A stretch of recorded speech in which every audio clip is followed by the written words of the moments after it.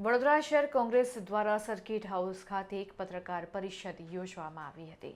વડોદરા શહેર કોંગ્રેસ દ્વારા આદિવાસી અધિકાર સંવિધાન સંમેલન યોજવાનું છે તે અંતર્ગત સર્કિટ હાઉસ ખાતે પત્રકાર પરિષદ યોજવામાં આવી હતી, જેમાં કોંગ્રેસના પ્રદેશ પ્રમુખ અમિત ચાવડા, વિપક્ષી નેતા ચંદ્રકાંત ભટ્ટુ, વડોદરા શહેર કોંગ્રેસ પ્રમુખ ઋત્વિક જોશી તેમજ અન્ય મહાનુભાવો ઉપસ્થિત રહ્યા હતા। આદિવાસી અધિકાર સંવિધાન સંમેલનમાં રાહુલ ગાંધી પણ ઉપસ્થિત રહેનાર છે। આ વિશે કોંગ્રેસ પ્રદેશ પ્રમુખ અમિત ચાવડાએ વિસ્તૃતમાં માહિતી આપી હતી। આદિવાસી સંવિધાન સંમેલન 23 તારીખના રોજ યોજાનાર છે। ખાસ કરીને આપણા ગુજરાતમાં અંબાજીથી ઉમરગામ સુધીનો આખો આદિવાસી વિસ્તાર છે। આ કોઈ સંમેલન એટલે બહુ મોટી હજારોની સંખ્યામાં ભીડ એકત્રિત કરીને ભાષણ કરવા માટેનો કાર્યક્રમ નહીં, પણ આખા ગુજરાતમાં આદિવાસી વિસ્તારમાં જે રાજકીય રીતે કામ કરે છે, સામાજિક રીતે કામ કરે છે, શૈક્ષણિક ક્ષેત્રે કામગીરી કરી રહ્યા છે, ઘણા બધા લોકો આદિવાસી સમાજના વિસ્તારના પ્રશ્નોને લઈને લડતો લડી રહ્યા છે, ઘણા બધા NGO કામ કરી રહ્યા છે। આ જ આદિવાસી સમાજમાંથી ઘણા બધા યુવાન યુવતીઓ ભણી ગણીને કોઈ doctor, engineer, charter accountant, professional કે બધા અલગ અલગ વ્યવસાયોમાં પણ જોડાયા છે।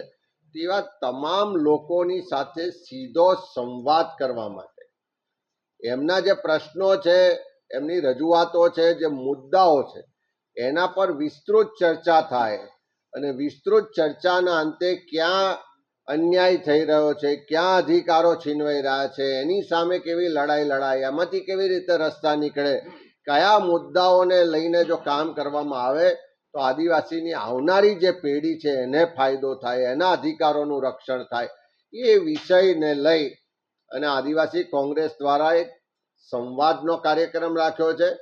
અને એટલા જ માટે ચુનંદા લોકોને જ આમાં આમંત્રિત કર્યા છે। અને ખાસ કરીને અંબાજીથી ઉમરગાંવ સુધીનો આખો વિસ્તાર હોય તો સેન્ટર પડે એટલા માટે વડોદરાને પસંદ કરવામાં આવ્યું છે।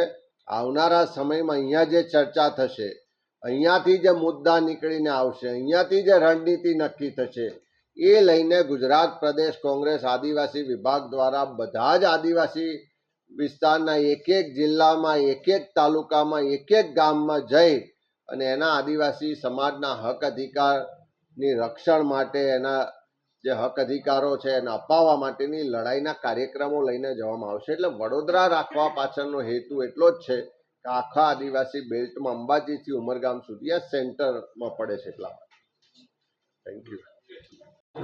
આદિવાસી સમાજના લોકો વસવાટ કરે છે અને સદીઓથી જળ જંગલ જમીનનું જતન પણ કર્યું છે, રક્ષણ પણ કર્યું છે, સિંચન પણ કર્યું છે।